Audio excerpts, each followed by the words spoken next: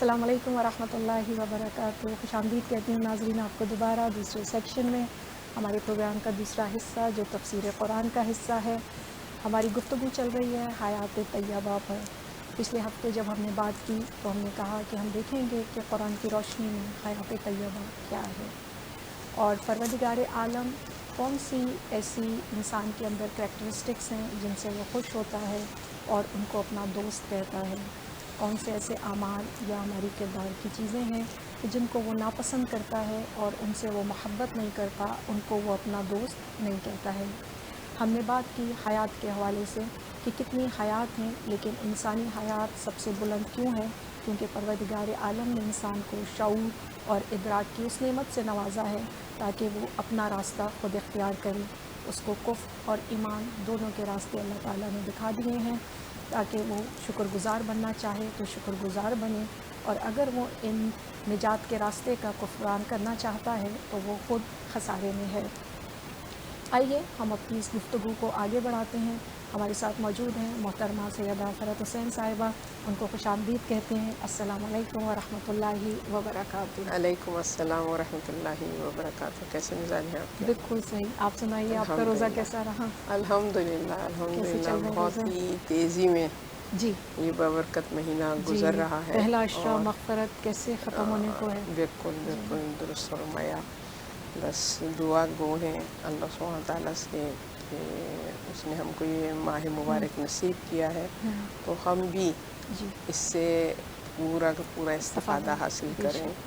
हम इस माह के लिए सालिम हों और यह माह हमारे लिए सालिम हो इंशाअल्लाह आमीन। इंशाअल्लाह अज़ीज़। जो आयत थी हम गुफ्तगू कर रहे थे सूरह नमल की 97, मन अमला सालिहन मिन ज़करिन औ उनसा।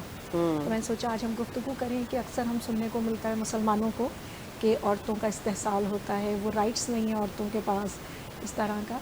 लेकिन मैंने जब इस आयत को देखा तो मैंने कहा तो इतना खूबसूरत आंसर है कि अल्लाह ने कहा कि मर्द और औरत जो भी अमल साले करेगा उसके लिए हयात तैयबा भी है और उसको जज़ा भी उसके अमाल की ज़्यादा दी जाएगी। तो यहाँ पर इस्लाम कोई तफरीक नहीं करता है आमाल का। अगर जब हिसाब किताब आता है जेंडर रोल की वजह से ज़िम्मेदारियों में फ़र्क है औरत और मर्द की, लेकिन जब अल्लाह बात करता है तो वो किस अंदाज से जो है हमें मैसेज मिलता है कि निगाह कुदरत में आमाल का जब होगा तो ये बराबर होंगे। तो अगर आप इस पर कुछ रोशनी डालें फिर इंशाअल्लाह आगे हम हयात तैयबा की तरफ चलेंगे। जी बिल्कुल, आपने बजा फरमाया कि ये एक कहना चाहिए कि इंसानी शिकवा है जो हमारे माशरे का जिसका ये वजह और सबब है कि मर्द और ज़न की तफरीक उस तरीके से कि तबक़ाती एक जो हम लोगों ने डिवाइड किया हुआ है जो कि इस्लामी तालीमात के बिल्कुल बरख़िलाफ़ है। वहाँ पर जो है वो मर्द और ज़न में कोई फ़र्क नहीं है। व अक्रमकुम इंदल्लाहि अत्क़ाकुम, है ना, चाहे वो ज़न हो या मर्द हो। निगाह कुदरत में किसी का दर्जा बुलंद उसी सूरत होता है जब वो तक़वे की मंजिल पर होता है। तो वहाँ पर अमल की बुनियाद पर दर्जात दिए जाते हैं, जिन्स की बुनियाद पर नहीं दिए जाते हैं कि ये मर्द है और ये औरत है। तो अमल जो है वो नेचुरली इसमें भी वही बात है, मन अमला सालिहन मिन ज़करिन औ उन्सा, है ना, कि अमल की मेयार पर चाहे वो ज़न हो या मर्द हो। वह हुआ मोमिन, ईमान के एतबार से भी दोनों इक्वल उनका मर्तबा और मकाम है। अब ये हर इंडिविजुअल की अपना अपना एफ़र्ट, अपनी अपनी अंडरस्टैंडिंग, अपने अपने ईमान का लेवल है कि वो अपने लिए किस राह को या किस वे ऑफ लाइफ को पसंद करता है। वला नुहयिन्नहु हयातन तय्यबा, वो जो हयात तय्यबा है वो चाहे वो मर्द हो चाहे वो ज़न हो, जिसमें भी शऊर और आगही है, जिसमें भी ईमान की नूर रोशन है, वो जो है वो इससे हयात तय्यबा को अचीव कर सकता है, हासिल कर सकता है। उसके अलावा जैसे हम बात कर रहे थे कि दो कंडीशंस भी हैं, अमल साले की और ईमान की। तो मैं चाहूँगी ज़रा अगर आप ईमान के हवाले से भी मुख्तसर। जी बिल्कुल, ईमान जो है वो नेचुरली ہم دیکھتے ہیں تو ہم کو بہت ہی واضح فرق، کیونکہ نظر آتا ہے، جیسے کہ سورہ بقرہ میں بھی اللہ سبحانہ و تعالیٰ ارشاد فرماتا ہے آیت نمبر 8 میں کہ یہ لوگ ایسے بھی ہیں، کچھ لوگ ایسے بھی جو کہتے ہیں کہ ہم خدا اور آخرت پر ایمان لائیں، حالانکہ وہ جو ہے ایمان نہیں لائے ہیں۔ تو ظاہر ہے کہ جیسے کہ اس سورہ الحجرات میں بھی اللہ سبحانہ تعالیٰ یہ فرما رہا ہے نا کہ جب وہ ایک گروہ عرب کا، اہل عرب کا رسول خدا احمد مصطفیٰ محمد مصطفیٰ صلی اللہ علیہ وسلم کی خدمت میں حاضر ہوا، وقالت الاعراب آمنا، ہے نا، کہ انہوں نے آ کے کہا رسول اللہ سے کہ ہم ایمان لے کر آئیں، تو فوراً وہی آئی اور رسول سے فرمایا کہ رسول ان سے کہہ دیے کہ قل لم تؤمنوا ولکن قولوا اسلمنا، کہ ان سے کہہ دیجئے کہ یہ اپنے سینٹنس کو درست کر لیں، یہ جو اقرار کر رہے ہیں، یہ جو کہہ رہے ہیں کہ ہم ایمان لائے، تو ان سے کہیے یہ نہ کہیں، بلکہ کیا کہیں کہ ہم اسلام لے آئے ہیں۔ اور اس کے بعد وہ فرما رہا ہے کہ ایمان تو ان کے قلوب میں، یدخل الایمان قلوبہم، کہ ان کے قلوبکم، کہ ان کے فی قلوبکم، کہ ان کے قلب میں ابھی ایمان داخل ہی نہیں ہوا ہے زبان سے۔ تو یہاں پر ہمیں اس بات کا علم ہوتا ہے کہ درجات ہیں۔ ایمان جو ہے وہ اگر ہم انگلش میں دیکھیں تو ایمان کو کیا کہتے ہیں؟ فیتھ ہے، اور جو اس کی پریکٹس کر رہا ہے اس کو کہتے ہیں فیتھ فل، ٹھیک ہے نا، کہ جو اس پر عمل پہ رہا ہے، جو اس کا اسٹیٹمنٹ ہے اس پر وہ عمل کر رہا ہے۔ تو اس میں جو ہے ہم یہ دیکھتے ہیں کہ یہاں پر سورہ الحجرات کی اس آیت میں اللہ سبحانہ تعالیٰ فرما رہا ہے کہ ایمان کا تعلق جو ہے وہ قلب سے ہے، اور اسلام کا تعلق جو اس کی جو فرسٹ بگننگ، جو فرسٹ اسٹیپ ہے وہ یہ ہے کہ اقرار ہے، کہ زبان سے وہ یہ اقرار کرتا ہے کہ اللہ کی ونس کا وہ قائل ہے، اور رسول خدا احمد مصطفیٰ صلی اللہ علیہ وآلہ وسلم اللہ کے آخری نبی ہیں، اور وہ قیامت کا معاد، جو کہ ظاہر ہے کہ وہ حصہ ہے فیتھ کا، دین کا حصہ ہے، تو اس کا وہ اقرار کرتے ہیں۔ مگر جب تک ان کا یہ اقرار ان کے دل میں منتقل نہیں ہوگا، تو پھر جو پریکٹیکل ہے ان کے اسٹیٹمنٹ کا، جب تک وہ عملی جامہ نہیں پہنائیں گے، اس وقت تک وہ اسلام کی کیٹیگری میں ہے، کہ انہوں نے تسلیم کیا، انہوں نے ایکسیپٹ کیا، اللہ کی ونس کا اقرار کیا ہے، رسول کی رسالت کا اقرار کیا ہے، اور قیامت کا اقرار کیا ہے۔ مگر جب تک ان کے دل میں ایمان منتقل نہیں ہوگا، جو چاہت بن جائے، کیونکہ دیکھیں نا، ہم جو بھی عمل کرتے ہیں، میرا دل یہ چاہ رہا ہے، میرا دل یہ چاہ رہا ہے، تو وہ جب تک دین جو ہے وہ چاہت نہ بن جائے، وہ ایمان کے لیول پر نہیں آ سکتا۔ ایمان اگر دل میں ہے تو پھر نیچرلی قلب کیا ہے؟ ایک نور کا ایک کہنا چاہیے کہ دیا ہے، ٹھیک ہے نا، کہ جس میں انسان کا ایمان جب روشن ہوتا ہے تو وہ لائٹ اس سے عیاں ہوتی ہے، چاہے کتنی بھی کہنا چاہیے کہ دروازے، جیسے کہ مثال دی جاتی ہے کہ ایک ہٹ کی مثال یا جھوپڑی کی مثال ہے، کہ اگر تاریکی میں کسی جھوپڑی میں ایک دیا روشن ہو، دروازے لاک بند ہو، مگر اس کی جھریوں سے یہ روشنی ساطع ہوتی ہے۔ تو نور ایمانی وہ نور ہے کہ جو پاسبل ہی نہیں ہے کہ انسان کے اندر ہو اور وہ عیاں نہ ہو، وہ نظر نہ آئے، وہ شہود کی منزل پر نہ ہو.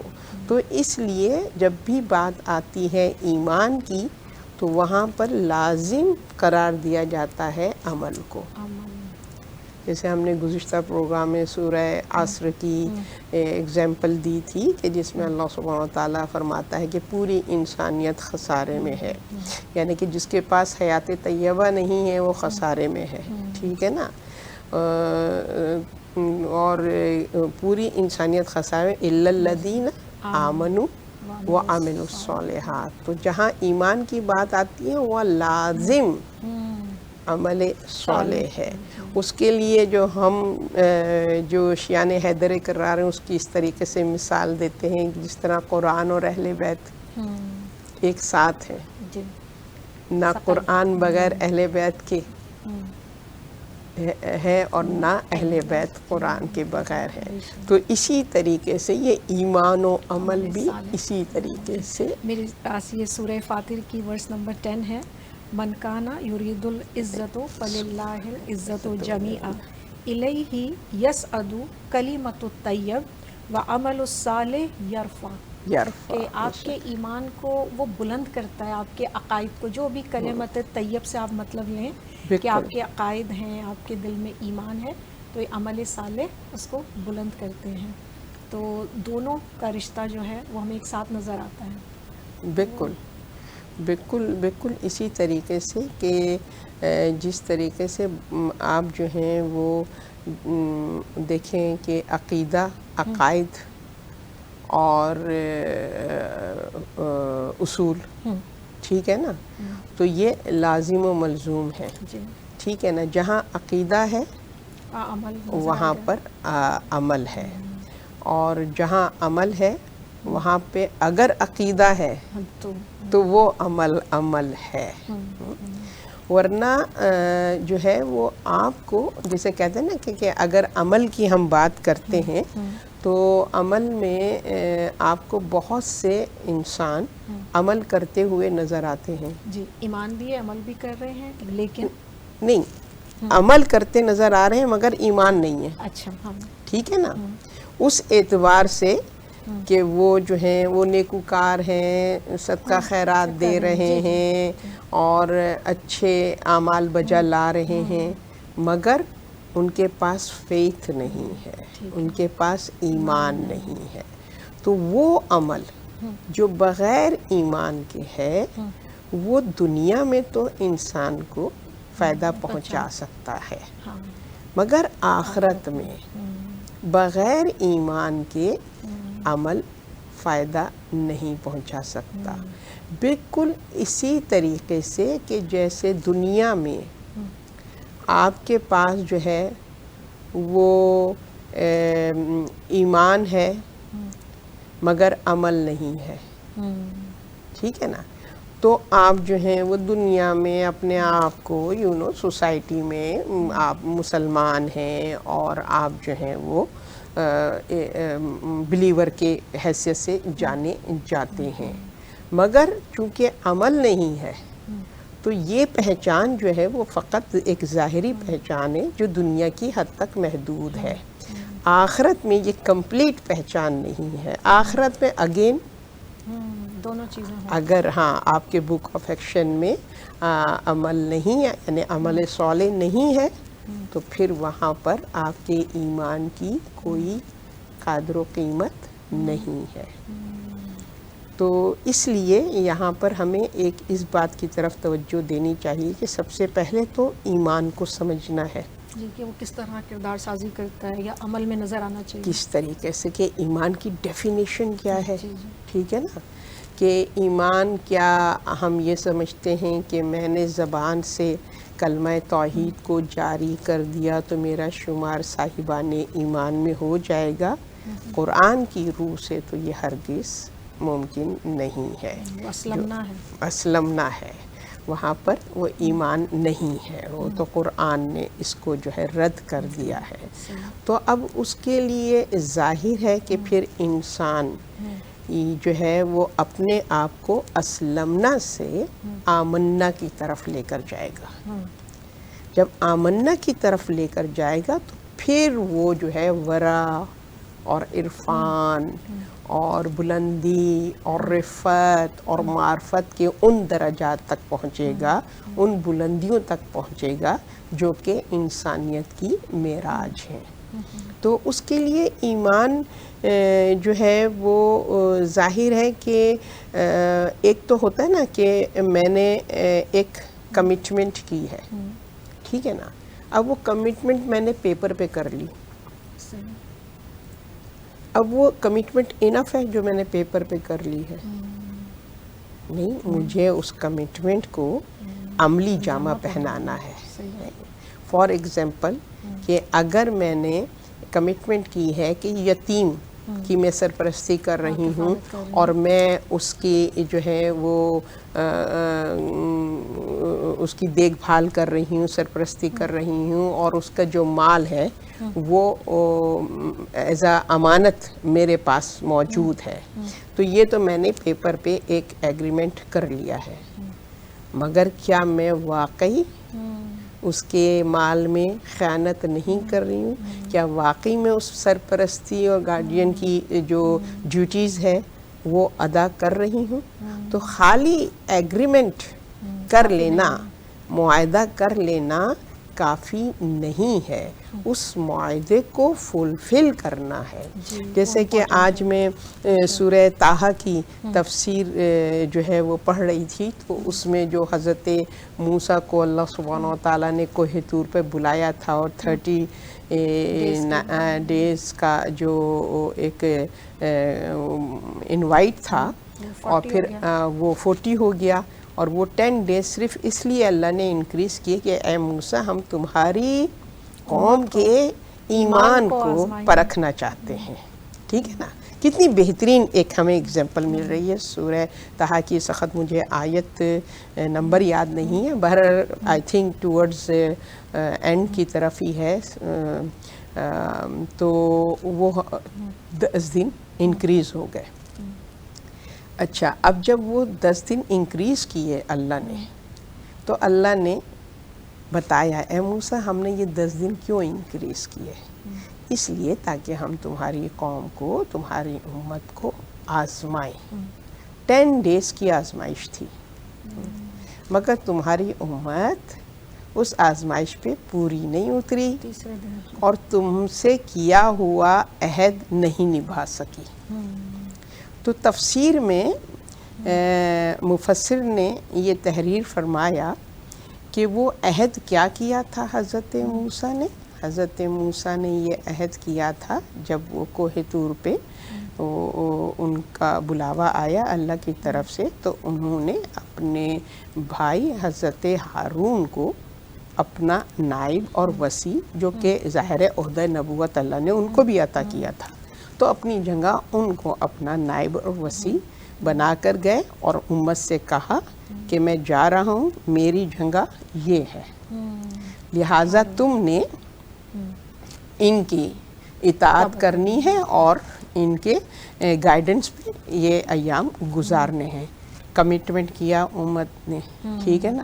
کون سی امت ہے جس کو فرعون سے نجات دی، کہ جو بیگرز کی لائف گزار رہے تھے، ٹھیک ہے نا، غلامی کی زندگی گزار رہے تھے، اللہ کی نصرت ہوئی اور ان کو اللہ نے عزت و شرف سے نوازا۔ اس کے بعد ان کو لینڈ دیا، ایک محفوظ مقام دیا کہ جہاں پر وہ دریا کو کراس کر کے فرعون کے عذاب سے وہ بچے اور غرق ہونے سے بچے، اور وہاں پہ اب دیکھیے لینڈ بھی دیا، اور اس کے بعد من و سلوہ بھی آ رہا ہے۔ جی، اتنے احسانات دیکھیے اب اللہ جو ہے نا، وہ خالی انہوں نے فرعون کے خدا کا انکار کر کے موسیٰ کے خدا کا اقرار کیا، تو اللہ نے کیا کیا ان کو بلیس کیا ہے، محفوظ کیا، لینڈ دیا، اور فرمایا کہ ہم ان کو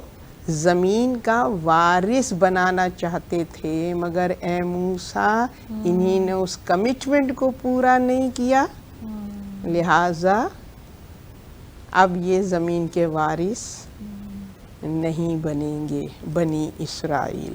آج آپ اس کو ریلیٹ کیجئے کلام الہی تو برحق ہے، اس میں کسی قسم کی کوئی تبدیلی نہیں آ سکتی ہے۔ تو جب حضرت موسیٰ کو پتہ چلا اور حضرت موسیٰ واپس آئے ہیں تو نیچرلی وہ بہت ڈس ہارٹڈ تھے، بہت ناراض ہوئے اپنی امت سے کہ تم نے اس کمٹمنٹ کو جو میں نے کیا تھا، صرف 10 دن میرے زیادہ ہوئے تو تم نے جو ہے وہ اس کمٹمنٹ کو، اس عہد کو توڑ دیا۔ تو لہٰذا اب تم تیار ہو جاؤ، عذاب الہی سے تم کو کوئی نہیں بچا سکتا۔ کمٹمنٹ کا، اور تم نے معاہدہ کیا تھا۔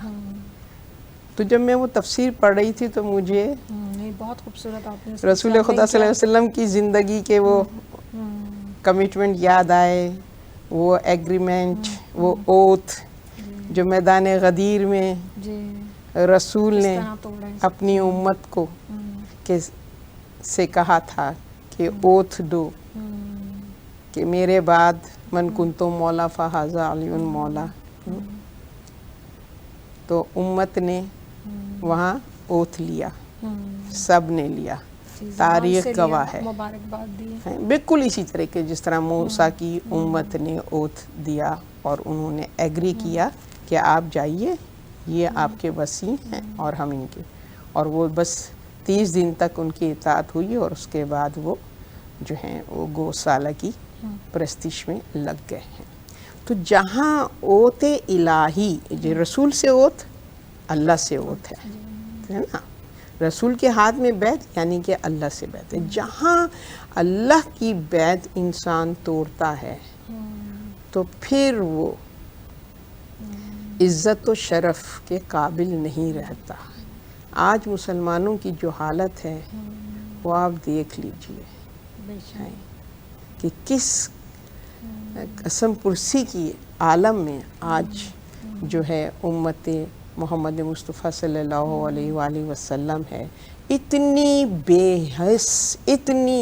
حس امت ہو چکی ہے کہ ظلم ہو رہا ہے، مگر سو کالڈ جو ہمارے دین کے نمائندگان ہیں کہ جو دین کی تعلیم دیتے ہیں، آپ مجھے بتائیے بڑی تعداد میں ہیں علماء اکرام، کون ہے جو مظلوم کی آواز بن کر کھڑا ہو رہا ہے؟ سب کی زبانیں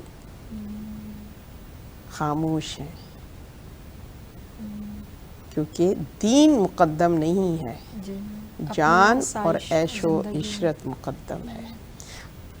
آپ نے جیسے غدیر کے بعد کہا حوالے سے، تو رسول کی رحلت کے 2 یا 3 دن کے بعد بی بی فاطمہ نے کہا کہ آپ میرے ساتھ چلیں، تو لوگوں نے کہا ہمیں نہیں یاد غدیر میں کیا تھا، بھول گئے ہیں۔ بالکل، تو واقعی بہت شارٹ ٹائم ہوتا ہے جب انسان اپنا فائدہ دیکھتا ہے۔ تو جب ایمان ہوگا تو ایمان، سوری میں آپ کی بات کب کر رہی تھی، بس جب ایمان انسان کے پاس دل میں اترتا ہے تو وہ اتنا اس کے لیے قیمتی ہوتا ہے کہ اس کی جان بے معنی ہوتی ہے۔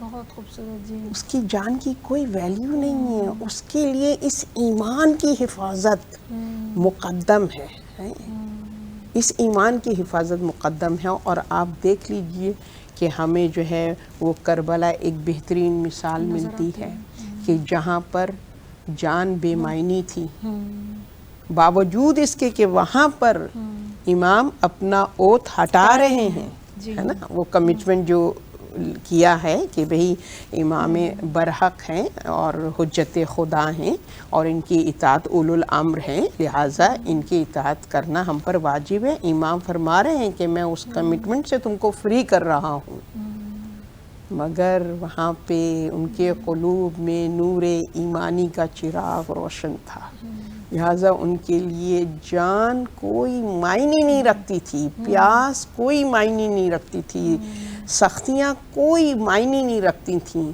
ان کے لیے قیمتی تھا ان کا ایمان۔ اور میں سمجھتی ہوں کہ ایمان یعنی اس کا اظہار ہوتا ہی اس وقت ہے جب آپ کو ٹیسٹ کیا جائے، ٹیسٹ کیا جائے۔ جیسے آپ نے ایک ایگزامپل دی کہ ایک یتیم بچے کی کفالت کا ایگریمنٹ کیا، اس کے پیسے اب میں اس کے اوپر خرچ کر رہی ہوں یا نہیں، یہ ایمان کی بات ہے کہ آپ اس کو اسی انداز سے خرچ کریں بھی. لیکن ہاؤ اباؤٹ اس وقت کہ جب آپ کے اپنے پاس کھانے کے لیے نہیں ہے، تب آپ کسی یتیم کو دیتے ہیں کہ نہیں؟ وہ ہم کوفہ میں دیکھتے ہیں کہ امام علی کس طرح رات کو رزق بانٹا کرتے تھے. کہ یہاں پہ ٹیسٹ ہوا اس ایمان کا کہ آپ کے پاس ہے تو آپ دے رہے ہیں، اگر نہیں ہے تو کیا تب بھی وہی چیز برقرار ہے یا نہیں؟ بالکل، کیونکہ ایمان کے بھی تو درجات ہیں نا، اور وہ آزمائشی پہ بلند ہوتے ہیں. جب آزمائشیں آتی ہیں تب انسان کو پتہ چلتا ہے وہ کتنے پانی میں ہے.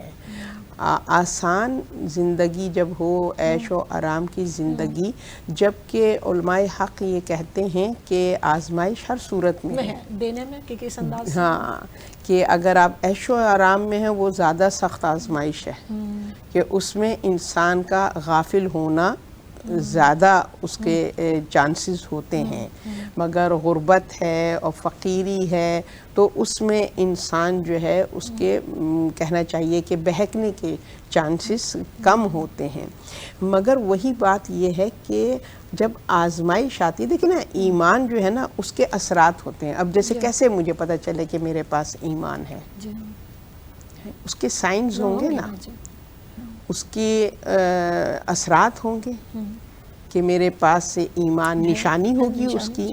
اب ایمان کیا کہہ رہے ہیں؟ ایمان ہے فیتھ فل ہونا، ایمان ہے پیس، امن و امان، کہ تمہارا وجود تمہارے ارد گرد کے لوگوں کے لیے امن کا سبب بنے، نہ چاہے کہ ظلم اور زیادتی کا سبب بنے.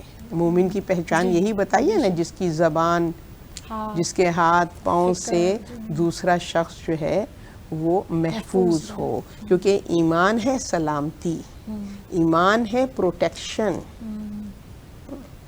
تو جب ہمارے اندر اس قسم کے اثرات پیدا ہوں گے، ایمان کیا ہے؟ حق ہے، باطل کا ساتھ کبھی نہیں دیکھا. جہاں حق ہے وہاں باطل نہیں ہے. ایمان نور ہے، چراغ ہے، وہاں پر ظلمت، معصیت اور گناہوں کی تاریکی نہیں ہو سکتی ہے. تو یہ دونوں ضد ہیں، لازم و ملزوم، جیسے کہتے ہیں نا کہ ایک دوسرے کے ضد ہیں یہ لوگ.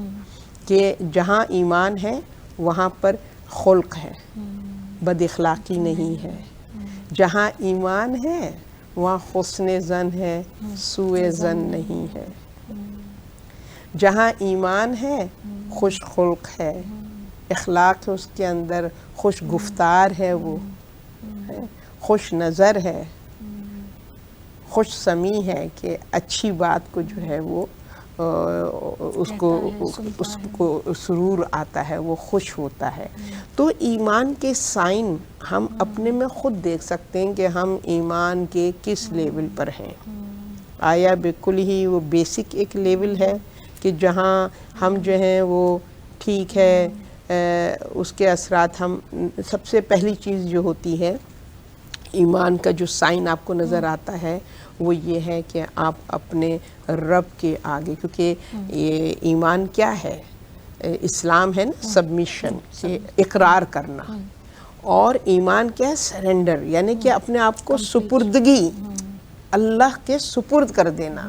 اپنے تمام اختیارات کی جو کہنا چاہیے رائٹس اپنے اس خالق حقیقی کو دے دینا.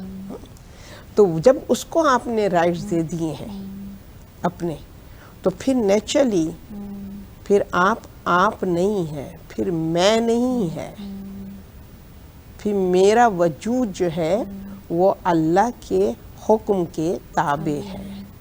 تو پھر جب ہم اس کے حکم کے تابع ہوں گے تو پہلی چیز کیا آئے گی کہ جب تابع کب ہوتا ہے انسان؟ جب اس سے کلوز ہوتا ہے نا، جب اس کے قریب ہوتا ہے، جتنا قریب ہوتا ہے اتنی اس کی رضا کو جانتا ہے، اس کی خوشنودی کو محسوس کرتا ہے. جتنا جو کسی کے ساتھ کلوز ہو نا تو اس کی لائکنگ ڈس لائکنگ، عام انسان کی ہم بات کریں، اگر ہم کسی کے ساتھ دوستی کرتے ہیں تو ہم نوٹس کریں گے نا کہ اس کی کیا پسند ہے، کھانے میں کیا پسند کرتا ہے. انسانی وجود جو ہے ہم اس کی ان چیزوں کی طرف متوجہ ہوں گے.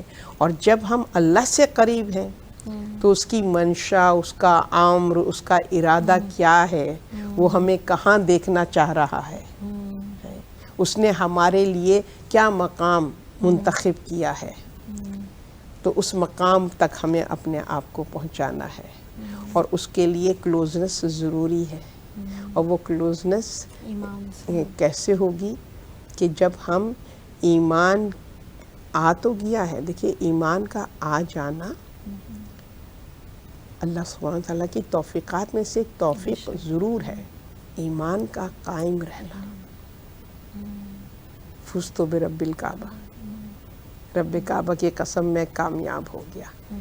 ایمان کی حفاظت وہ مہم ہے، وہ مہم ہے کہ جیسے کہ ہم سورہ الحمد میں جب ہم پڑھتے ہیں اہدنا الصراط المستقیم، ہے نا، کہ اللہ سبحانہ وتعالیٰ ہماری کیا دعا ہوتی ہے کہ ہمیں صراط مستقیم پر قائم رکھ. کیونکہ ہم تو دیکھ چکے ہیں، کلمہ پڑھا ہے تو دیکھا ہے صراط مستقیم کو، جبھی تو کلمہ پڑھا ہے.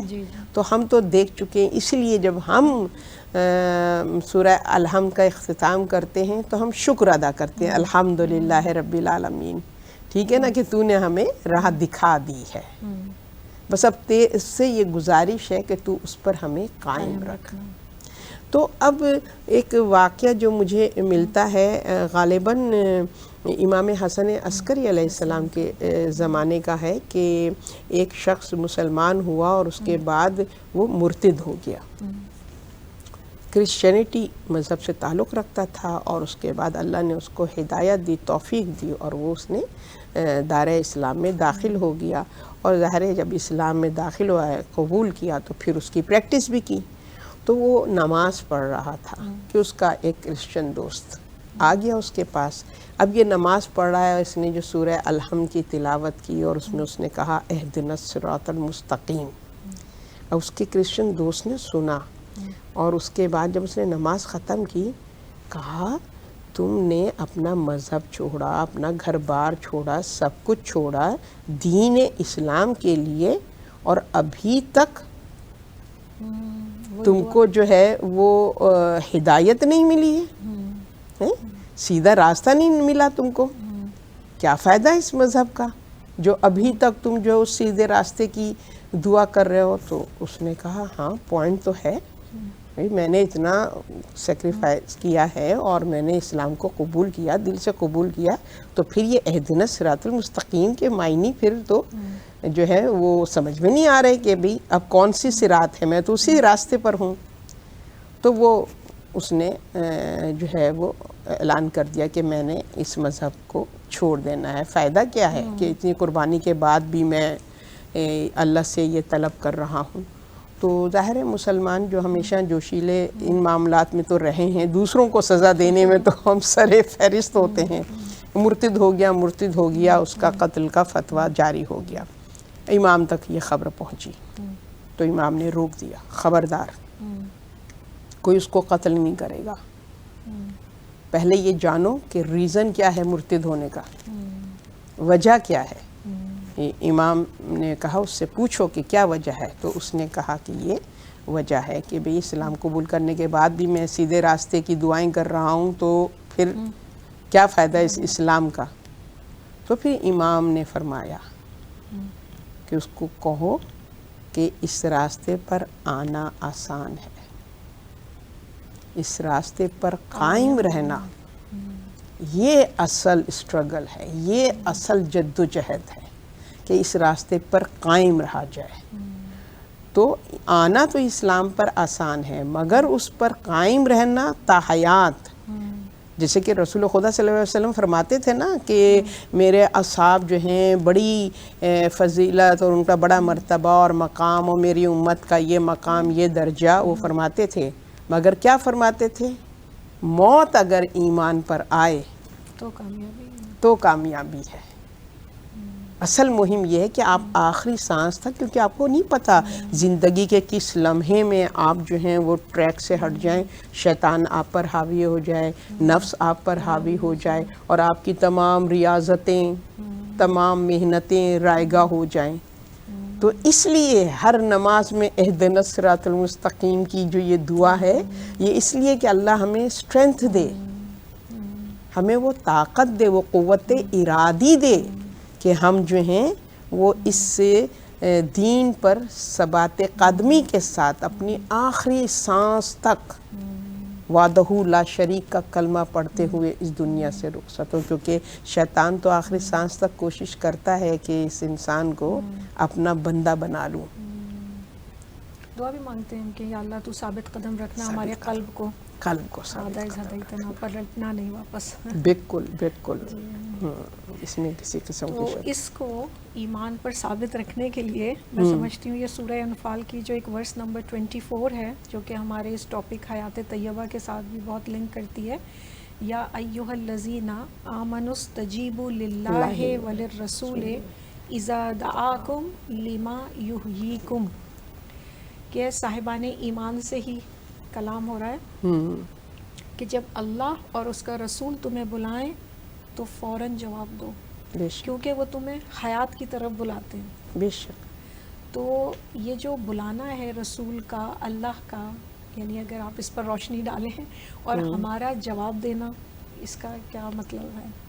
بالکل، سب سے پہلی بات تو یہ ہے کہ ظاہر ہے کہ جیسے کہ اللہ سبحانہ وتعالیٰ سورہ اعلیٰ میں بھی ارشاد فرما رہا ہے وَذَكَرَ اسْمَ رَبِّهِ فَصَلَّى، کہ تم جو ہے اپنے رب کی تسبیح پڑھو، اس کا ذکر all the time تمہارے مائنڈ میں تمہارا رب ہونا چاہیے، فصلی، اور اس کی نماز کو ادا کرو، کیونکہ نماز وہ پریکٹس ہے جو انسان کو پریکٹیکلی، ایک تو ہوتا نا فکری اعتبار سے میرے ذہن میں میرا رب ہے، میں یاد الہی میں میرا ذہن رہتا ہے، مگر جو پریکٹیکلی ہم جو ہیں اپنی اس فکر کو ایک جلا بخشتے ہیں، ہے نا، تو وہ کب ہوتا ہے کہ جب ہم نماز کی طرف رجوع کرتے ہیں۔ نماز کیا ہے؟ نماز مومن کے لیے، صاحب ایمان کے لیے ملاقات رب ہے، کہ ہم دق الباب کرتے ہیں، نوک کرتے ہیں، اللہ انوائٹ کرتا ہے، اور اس کی انویٹیشن پہ ہم جاتے ہیں تو اس کا باب رحمت کھٹکھٹاتے ہیں، اور پھر وہ اپنا باب رحمت اپنے نمازیوں کے لیے کھول دیتا ہے، اور پھر وہ اطمینان سے ہم سے گفتگو، محو گفتگو ہوتا ہے، اور ہم جو ہیں اپنی بندگی کا اس سے اظہار کرتے ہیں، جو کہ بہت زیادہ ضروری ہے، کیونکہ انسان، یہ دنیا جو بہت زیادہ کہتے ہیں نا کہ اٹریکٹیو بنائی ہے اللہ نے، یہ بھی ایک آزمائش ہے نا، کہ یہ بہت جلدی ہمیں ڈسٹریکٹ کر دیتی ہے۔ مادہ پرستی، چونکہ ہمارا جسم جو ہے وہ مادے سے ہے، لہٰذا ہم جو ہیں وہ اس سے بہت جلدی کہنا چاہیے مانوس ہو جاتے ہیں، اور اس کی طرف متوجہ ہو جاتے ہیں، تو جو ہمیں ہمارے اصل سے اس میں ڈسٹنس آ جاتا ہے۔ تو نماز کی صورت میں ہم اس ریالٹی کو دوبارہ سے فیل کرتے ہیں کہ وحدہ لا شریک، وہ ہمارا کریٹر ہے، اس نے ہمیں جس پرپس کے لیے اس دنیا میں بھیجا ہے، اس پرپس کو اچیو کرنے کے لیے جب تک بار بار اس کے باب رحمت سے رجوع نہیں کریں گے، ہم اپنے اس ٹارگٹ کو اچیو نہیں کر سکیں گے۔ تو یہ اللہ کی بہت بڑی بلیسنگ ہے کہ جو ہمیں نماز کی صورت میں، مجھے نہیں معلوم کہ میں یہ بات کر چکی ہوں پچھلے پروگرام میں کہ نہیں، کہ نماز کا ایچ اینڈ ایوری ایکٹ، ہر رکن اور اس کا ہر جو ایکشن ہے، اس کی وہ میننگ فل ہے۔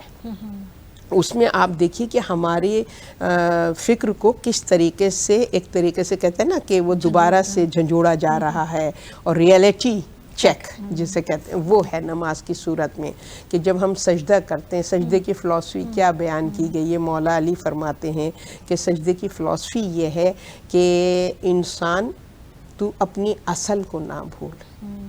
جب تو مٹی پر سجدہ کرتا ہے تو وہ تو ریمائنڈ ہوتا ہے تیرے مائنڈ میں کہ یہ ہے میری اصل، اس مٹی سے میں، یہ جسد خاکی ہے نا کہ یہ اس مٹی سے آیا ہے. کہتے ہیں پھر جب تو سجدے سے سر اٹھاتا ہے تو یعنی یہ تیرا سجدے سے سر اٹھانا اس عالم زر سے اس دنیا میں آنا ہے. ٹھیک ہے. اور جب سجدے سے سر اٹھاتا ہے تو کیا کہتا ہے؟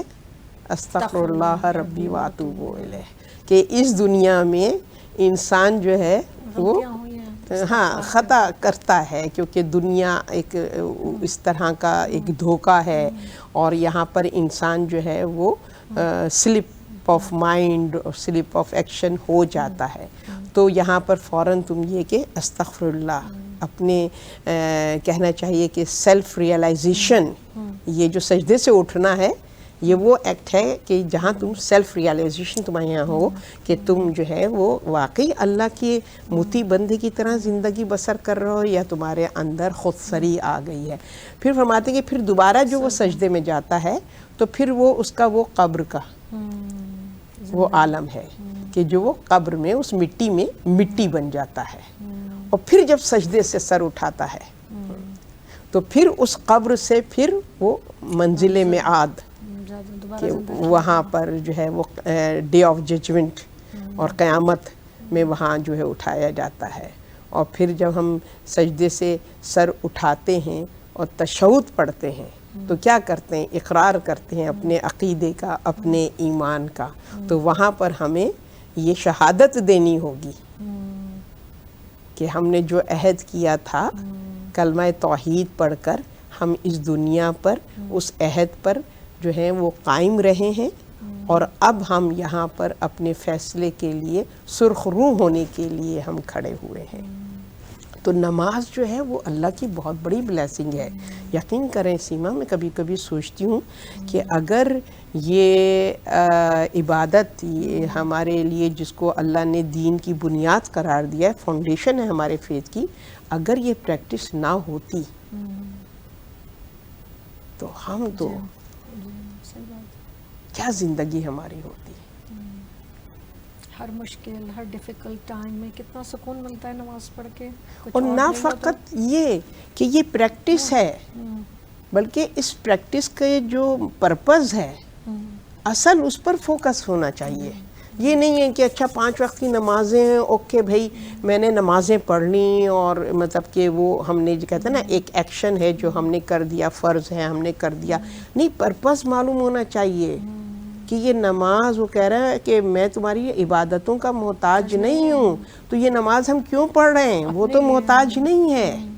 ہم کس لیے پڑھ رہے ہیں؟ کیونکہ یہ نماز ہمیں اطاعت الہی سکھاتی ہے. بہترین ایمان، بہترین ایمان، آپ کا پورا وجود فوکسڈ ہوتا ہے نیت سے لے کر آپ کی کہتے ہیں نا سر سے لے کر ٹو تک، آپ جو ہیں وہ اس ڈیوریشن میں صرف اور صرف اللہ سبحانہ و تعالیٰ کی اطاعت کر رہے ہوتے ہیں. تو پرپس بھی معلوم ہونا چاہیے، ریزن کیا ہے اس عبادت کا ہم پہ فرض کرنا. اگر پرپس نہیں معلوم ہے نا، تو پھر یہ نماز کوئی فائدہ نہیں پہنچانے والی ہے. کیوں؟ کیونکہ شیطان کی مثال ہمارے سامنے ہے. 6000 ایئرز اس نے نماز پڑھی ہے، عبادت کی ہے، مگر پرپز عبادت سے غافل تھا کہ یہ نماز کیوں ہے. یہ اس لیے نہیں ہے کہ میرا شمار ان ملائکہ میں ہو جائے جو سجدے میں ہیں، جو رکوع میں ہیں، جو قیام میں ہیں، جن کی زندگی کا اور مقصد نہیں ہے. مجھے بھی ان جیسا بننا ہے نا. اس نے تو بس ان جیسا بننے کی کوشش کی. اللہ کا بندہ بننے کی کوشش کرتا تو پھر اللہ کی نافرمانی نہ کرتا. تو نماز، بالکل نماز ہم کو اللہ کا بندہ بنانے کی پریکٹس کرواتی ہے. یہ ریمائنڈر ہے جو ہمیں بتاتی ہے کہ وہ معبود ہے، تم اس کے عبد ہو. یہ بھی اللہ کا بہت ہی کرم اور فضل ہے، رحمان رحیم کا، کہ اس نے یہ موقع دیا ہے کہ میرے قریب آؤ، اس عبادت کے ذریعے قریب آؤ. اب جو ہم رمضان کی دعا پڑھتے ہیں اس دن اس میں آتا ہے نا سمیع بصیر. آپ یقین کیجئے مجھے رونا آ گیا کہ میں کبھی اپنے گھر والوں کو فون کرتی ہوں, فون نہیں اٹھاتے, کسی سے آپ کا بات کرنے کا دل چاہتا ہے وہ اویلیبل نہیں ہوتے.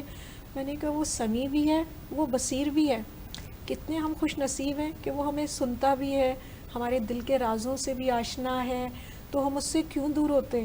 تو ہمارے پاس تو مطلب ایک پوائنٹ ہے جہاں پر ہم یعنی اس کے اور زیادہ کلوز آئیں اور اس مقام پر پہنچے کہ من کان یرید اللہ العزت فللہ عزت جمیعا, کہ جو بھی ہم اس سے مانگیں وہ ہمیں مل جاتا ہے. تو جی, تو یہ تھا کہ اللہ اور رسول جب بلائیں تو اس کا جواب دیں تاکہ آپ کو حیات ملے. ہمارا ٹاپک بھی حیات طیبہ ہے. بے شک. تو یہ کون سی حیات ہے جو وہ ملے گی؟ دنیاوی حیات, دنیاوی زندگی کی کامیابی بھی ہے اور یا آخرت کی کامیابی ہے صرف؟ بالکل, یہ تو دین اور دنیا دونوں لازم و ملزوم ہیں, کیونکہ یہ ہماری دنیا جو ہماری کھیتی ہے, یہاں ہم نے بالکل یہاں ہم جو بوئیں گے وہ کل ہم وہاں کاٹیں گے. تو یہ لازم و ملزوم ہے. کمال اس میں نہیں ہے کہ دنیا کو تیاگ کر دیا اور ہم جو ہے وہ آخرت کی طرف وہ ہیں. کمال تو یہی ہے, یہ رہبانیت نہیں ہے ہماری, کمال تو یہی ہے کہ دنیا میں رہ کر آخرت کی تیاری. سبحان اللہ, سبحان اللہ. جس سے اللہ فرماتا ہے نا کہ وہی سورہ اعلیٰ جو میں نے قرآن کی آیت کا ریفرنس دیا, وذکر اسم ربہ فصلی بل تؤثرون الحیات الدنیا والآخرۃ خیر وابقی. کہ اللہ کیا فرما رہا ہے کہ ذکر الہی, ذکر رب, یاد الہی, اللہ کی بندگی, اللہ کی عبادت جو ہے وہ اصل حیات ہے, اصل حیات ابدی ہے. ٹھیک ہے نا. اور مگر افسوس اس بات کا ہے تم نے ٹیمپریری حیات کو فوکس کیا ہوا ہے. بل تؤثرون الحیات الدنیا, تمہارے لیے جو کچھ ہے یہ دنیا ہے جو فانی ہے. یہ والی حیات تمہیں صرف تمہارے اصل تک لے جائے گی, خاک میں خاک بنا دے گی اگر فقط تم نے اس حیات کی طرف فوکس کیا. تو اس حیات میں صرف فنا ہے. اگر تم ابدی زندگی جاتے ہو تو پھر اس کے لیے تمہیں اس دنیا میں کی ٹیمپریری حیات سے اس ابدی حیات کو اچیو کرنا ہے. اور وہ کس طریقے سے کرنا ہے کہ اس دنیا میں جو ہم نے تمہارے لیے نعمتوں کا نزول کیا ہے, رائٹ لیفٹ اگر تم دیکھو تو ہر چیز نعمت ہے. ہوا نعمت ہے, سورج کی روشنی نعمت ہے, ٹھیک ہے نا, نباتات, حیوانات, جمادات, یہ سب اللہ کی بلیسنگ ہے, اللہ کی رحمت ہے. مگر اس کے ساتھ ساتھ جو مخلوق انسانی ہے اس کو ہم نے تمہارے لیے رحمت بنا کر بھیجا ہے. کہ پہلی آغوش جو تمہیں انٹروڈیوس کرواتی ہے تمہارے کریٹر کے حوالے سے, ایک جو ہے پہچان ہوتی ہے, وہ آغوش مادر سے ہوتی ہے. اس شفیق آغوش میں جب تم بے بس اور لاچار ہوتے ہو, جب تمہارے اختیار میں کچھ بھی نہیں ہوتا ہے, سب سے کہتے ہیں نا کہ تمام جو مخلوقات عالم ہیں ان میں سب سے زیادہ ویک, کمزور جو بچہ ہے وہ انسانی بچہ. مچھلی کا بچہ پیدا ہوتے ہی تیرتا ہے, پرندے اڑنے لگتے ہیں, بالکل جانور کے بچے چلنے لگتے ہیں. بہت ہی ان کا بہت ہی شارٹ پیریڈ ہوتا ہے جو ان کو, جیسے کہ برڈ جو ہے وہ اپنے بچے کو جو ہے وہ کھانا دانا کھلانا سکھا دے. مگر انسانی بچے کی جو گروتھ ہے اور اس کا جو اس کمزوری سے توانائی کی طرف کا جو سفر ہے وہ اچھا خاصا طولانی سفر ہے, کہ جس میں اللہ سبحانہ وتعالیٰ نے وہ مہربان نعمتیں جو ہیں اس کو ان کے سپرد کیا اس کمزور جسم کو, کہ جو اس کو اپنی جان, جیسے ماں ہے جو وہ فیڈ کرتی ہے وہ کیا کرتی ہے، اپنی پوری انرجی بچے کے اندر ٹرانسفر کرتی ہے. تو وہ ظاہر ہے کہ یہاں پر تمہیں جو ہے وہ کن کن نعمتوں کو فَبِأَيِّ آلَاءِ رَبِّكُمَا تُكَذِّبَانِ، کس کس نعمت کو اللہ کی تم جو ہے وہ جھٹلاؤ گے. کہ اللہ نے، آپ دیکھیے نا، اگر ہم دیکھیں تو کتنا ہم ایک طرح سے پیمپرڈ مخلوق ہیں. ہر طرف سے اللہ ہمیں پیمپرڈ کر رہا ہے، کتنی سپورٹ ہے، کتنا ہر طریقے سے جو ہماری زندگی کی اس ٹیمپریری حیات کی جتنی بھی نیڈز ہیں وہ اللہ سبحانہ تعالیٰ ہمیں پرووائڈ کیا ہوا ہے نا، کہ ہمیں اس کے لیے وری کرنے کی ضرورت نہیں ہے. وہ رازق ہے، رزق دینے والا وہ ہے. لہٰذا اس نے ہمیں ہر چیز سے فری کیا ہوا ہے تاکہ تم اپنے رب سے کنیکٹ ہو جاؤ، اپنے جو کریٹر ہے اس کے ساتھ تمہارا جو ہے وہ رشتہ کامیاب ہو جائے، اور تمہارا جو وہ ابدی سفر ہے اس کی طرف تم متوجہ ہو جاؤ. تو حیات طیبہ انسان کی، اس کی شعور اور آگہی کی جو ہے وہ کہنا چاہیے کہ غذا ہے. کہ انسان کو جو اللہ سبحانہ تعالیٰ نے عقل سلیم عطا کی، یعنی کہاں کہاں سے نہیں اللہ نے نوازا ہے نا. ایک ہدایت ہے جو ودیت کر دی ہے ہماری انسٹنکٹ میں، ہماری جبلت میں. عقل ہے، صحیح اور غلط بتاتی ہے، صحیح اور غلط بتاتی ہے. پھر اس کے بعد اس نے جو اس سلسلہ ہدایت کا جاری اور ساری رکھا ہے، اور انبیاء و مرسلین کے ذریعے سے اور کتاب کے ذریعے سے.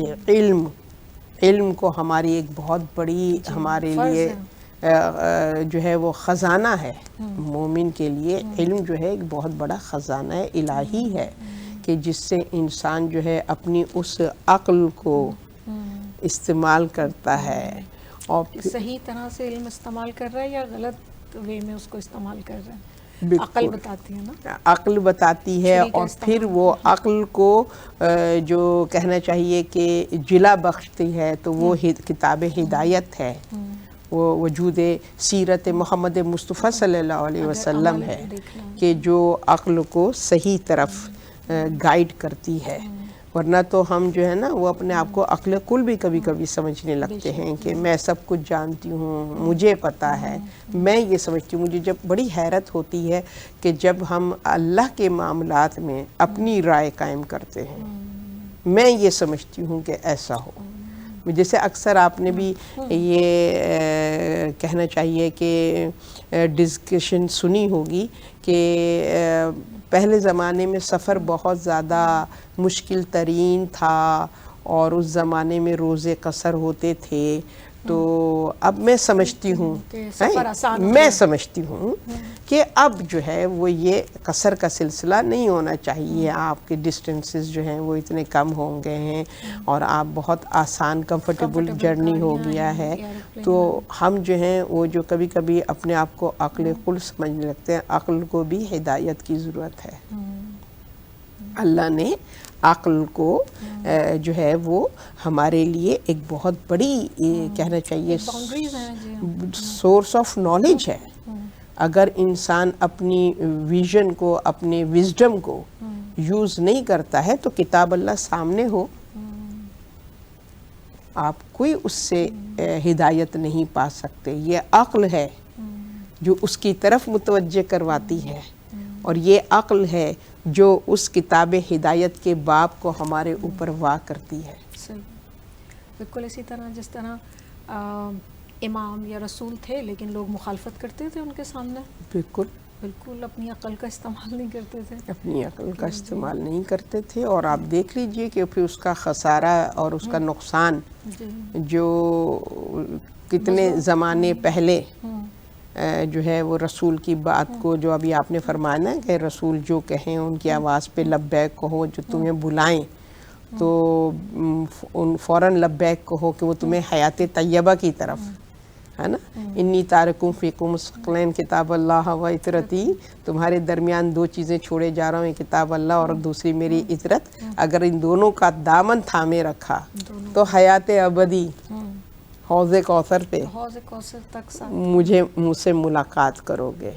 تو یہ کتاب اللہ اور اطرت جو ہے وہ حیات طیبہ کی 2 پلرز ہیں کہ جو ہمیں اس پاکیزہ حیات کی طرف متوجہ کرتے ہیں، گائیڈ کرتے ہیں کہ اصل حیات کیا ہے. تو اہل بیت اطہار کی زندگی، رسول خدا صلی اللہ علیہ وآلہ وسلم کی زندگی کہ جو کہ حیات طیبہ کی بہترین مثال ہے کہ جو اس منزل پر ہیں، وہ مرتبہ اور مقام ہے کہ سورہ فجر میں اللہ سبحانہ وتعالیٰ کس طریقے سے مخاطب کرتا ہے ان صاحبان تقوی کو، ان صاحبان نفس مطمئنہ کو. یا ایتھا النفس المطمئنہ ارجعی الی ربکی راضیۃ مرضیہ فادخلی فی عبادی وادخلی جنتی. تو اشتیاق ہے اللہ کو بھی ان کو بلانے کا. بالکل اللہ ان سے راضی ہے، وہ ہم سے راضی وہ ان سے راضی ہیں. تو حیات طیبہ کا اینڈ میں یہی کہوں گی. خیر ابھی تو بہت ساری گفتگو ہے جو ہم نے جاری اور ساری کرنا ہے اپنے اگلے سیشن میں، مگر یہ ہے کہ آج کی گفتگو میں جو ہم اگر سمرائز کریں تو حیات طیبہ کیا ہے؟ اللہ سے راضی اور اللہ کو راضی کرنا، یہ ہے. اور یقین کیجئے اللہ کو راضی کرنا مشکل نہیں ہے. اللہ سے راضی ہونا یہ انسان جو ہے اس معاملے میں بہت زیادہ غفلت کا شکار ہے، گمراہی کا شکار ہے. کسی حال راضی نہیں ہوتا جتنا عطا کر دے. انسان جو ہے وہ ہمیشہ جو ہے وہ شکوہ ہی اللہ سبحانہ وتعالیٰ سے کرتا ہے، کبھی مطمئن نہیں ہوتا. جی ابھی ہم پریکٹیکلی بھی دیکھ رہے ہیں کہ ماہ رمضان ہے. ابھی ہم نے بات کی ایمان اور عمل صالح کی. مومن بھی ہیں لوگ، مسلمان بھی ہیں، روزے بھی رکھ رہے ہیں، لیکن روڈ پہ جو غصہ نظر آ رہا ہے، جو انداز ہے لوگوں کا، وہ لگ نہیں رہا ہے پریکٹیکلی کہ وہ کس عبادت میں ہیں. تو ہمیں متوجہ ہونا چاہیے. ناظرین ہمارے پروگرام کا وقت ختم ہوتا ہے اور انشاءاللہ یہ گفتگو کا سلسلہ حیات طیبہ جاری رہے گا. انشاءاللہ اگلے ہفتے آپ سے ملاقات ہوگی. ضرور سوچئے گا جب قرآن آپ پڑھیں تو حیات طیبہ کے مختلف پہلوؤں پہ نظر ڈالیے گا کہ ہمیں کس پہلو پر اصلاح کی بہت زیادہ ضرورت ہے. اور یہ ماہ مبارک رحمتوں برکتوں کا مہینہ ہے. انشاءاللہ اللہ کی مدد بھی ہمارے ساتھ ہوگی اور یقیناً ہم حیات طیبہ کی طرف بڑھیں گے. وآخر الدعوانا ان الحمدللہ رب العالمین. والسلام علیکم ورحمۃ اللہ وبرکاتہ.